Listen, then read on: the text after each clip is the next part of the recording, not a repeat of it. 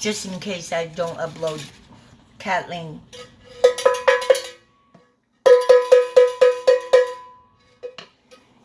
Pick up where I really want to make a point. Okay, before I forget, I have to also link this fascinating prophet.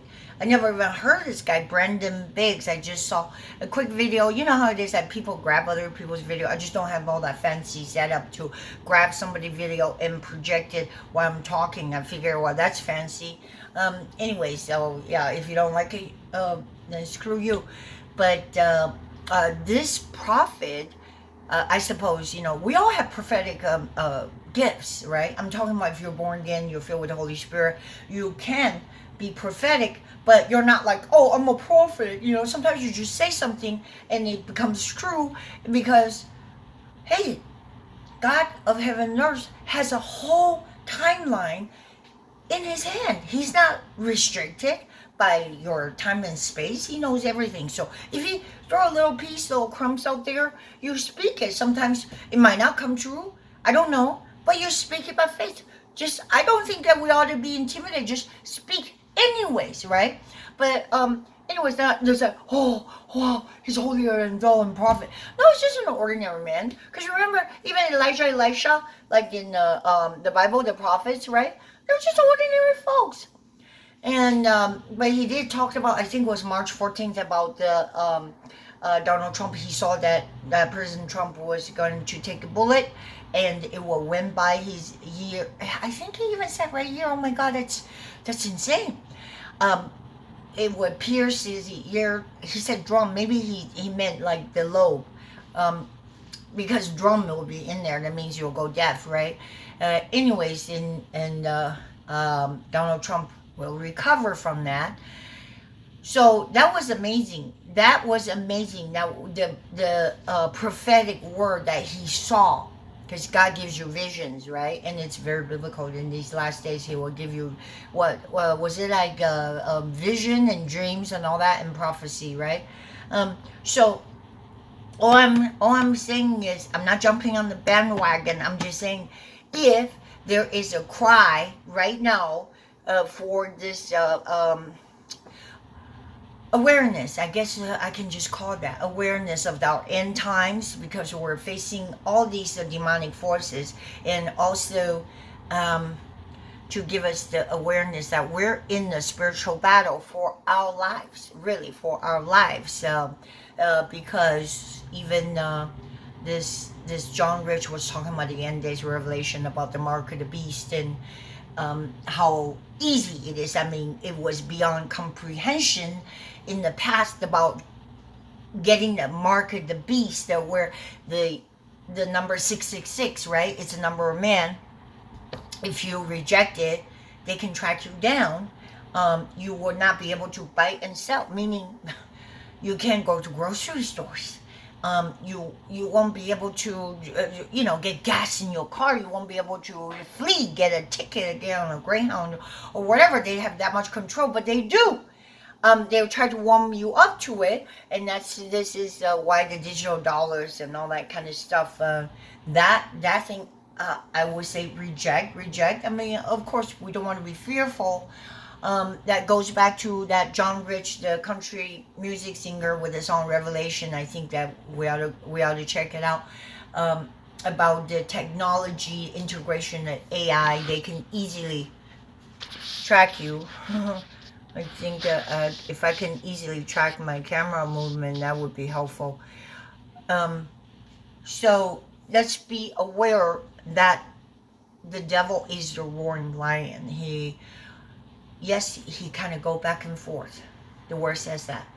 On the face of the earth, to see who he can devour. So, what does that mean? If you are weak and feeble, he can devour you. And that's another reason why they want to dumb you down with drugs and with these, this crazy stuff, right? AI, and to get you all hooked on, I don't know, video games and all this crap and horror movies that got nothing good for it. I got nothing good to say, because I really believe that. I mean, some of my best friends are into it. I'm just, dumbfounded. The spiritual wickedness. Why do you want to expose yourself to that element? Not to say that you're going to go out there and commit murder. It's that element of poison in your soul. And I believe that the stickiness of leeching onto your soul in some of these horrors, I mean, maybe that's why I try to stick with comedy. However, my point that I'm really trying to make is, weirdly, there was a valet guy that I know was parking my car. Don't speak much English. I'm not sure it's Ukraine or Russian, but they actually speak the same language because they're used to be the same country, right? They speak most of Ukrainian knows Russian. So he was saying that because I saw the long tattoo all of a sudden on his arm. I said, "What is that?" He said, or something. I go, "Yes." He couldn't really pronounce it, and he went to his phone. He showed me 2 words, but God. I go, why would you put that, or tattoo that if it's but God? I don't know if it's Ukraine, Russian, or Hebrew. It was just markings on his arm, and I'm sure that's tender, right? Well, I don't even want to think about poking it. And why would he tattoo that on his arm? But God. So I said, oh, I didn't know you were a believer. So it got me so curious. I go, but God. I was all of a sudden, I'm just linked to this near disastrous shooting to death of my Donald Trump. It's like, but God intervened. It's like everything the bad guys had planned was in motion, in gear. He had it perfectly planned. The bad guys, right? Everything was perfect. But God, it's like, you're not gonna have it your way today, not today. Ha ha ha ha ha ha. So we rejoice and celebrate. And it's actually a little pathetic because we have to defend ourselves. We're being called the bad people, the insurrectionists, the ultra MAGA. I don't know. They're the crazy ones who's burning down buildings and who's raping and pillage and so-called the robbing every business blind and robbing you blind. With the regulations but God gave us Donald Trump, who says no such thing. We got a lot of oil in our backyard. Energy is cheaper. This is why everything's so expensive, because of energy. The cost to transport your little burger meat from one place to another. The cost of doing business, because they want to jack up the price of all this and that, right? The minimum wage. Let's not even get into it. But God is gracious. He always makes a way to escape. So I decided to look it up and just want to give you a few before I let you go. So the first one I came upon is but God. I mean, I was talking about Donald Trump, but God, because their plan was perfect. They probably planned it, saying, well, we got to get rid of Trump by doing this and that, and raid his house and shame him, scare him, make him just back down and go back to his beautiful mansion and say, fuck it, forget it. Let me just enjoy my life without worrying about being persecuted, put in jail. And then this what's his name, Benny Thompson, right, that wants to take away CIA protection from Donald Trump, because why would anybody put a bill to make it a law? A bill is something going to become law. Or they say, well, if you're a convicted felon, then you're not going to get CIA protection. So they're just going to leave Donald Trump in prison and somebody just whack his head. These are evil people. I'm just breathless. How could anybody be so fucking blinded and still buy into this bullshit? But God, he said, my flesh and my heart may fail, but God is the strength of my heart and my portion forever. So that was Psalms. That's from David. Psalm 73:26. I haven't, don't know, I haven't printed it. And this one, okay, this is a good one. It goes back to the Genesis. I didn't even really remember this that much, but God remembered Noah and all the beasts and all the livestock that were with him in the ark. And God made the wind blow over the earth, and the waters subsided. Let it sink in a little bit. Let it sink in a little bit. A lot of the whole earth drowned, but Noah and the animals he took. And of course, oxen, livestock, his family in the ark. And people were laughing at him, right? When he was building the ark. So you're freaking crazy. I mean, cutting the wood and kind of put them together and just work his ass off every day. And it rained and didn't stop. Everything just got washed away. People drowned. I mean, you don't believe in the judgment of God? It's right there. You know, either you believe it or you don't. What can I say? But God remembered Noah. Whew! I'd be like, remember me, oh God. So the next one is this is another Genesis. So I guess that's the very beginning. Genesis, the beginning. So somehow there was a lot of miracles that I wasn't aware of. You know that I have served your father with all my strength, yet your father has cheated me and changed my wages 10 times. But God did not permit him to harm me. I guess, was it at Jacob or something? I remember that because he was working, maybe it is, hey, sorry, I'm not a scholar. I believe he is working to marry, Sarah, wasn't it Sarah? So, correct me. And anyways, gives me an excuse to say, make comments, right? But God did not permit him to harm me. That is a powerful word. God did not permit him to harm me. Can you believe that?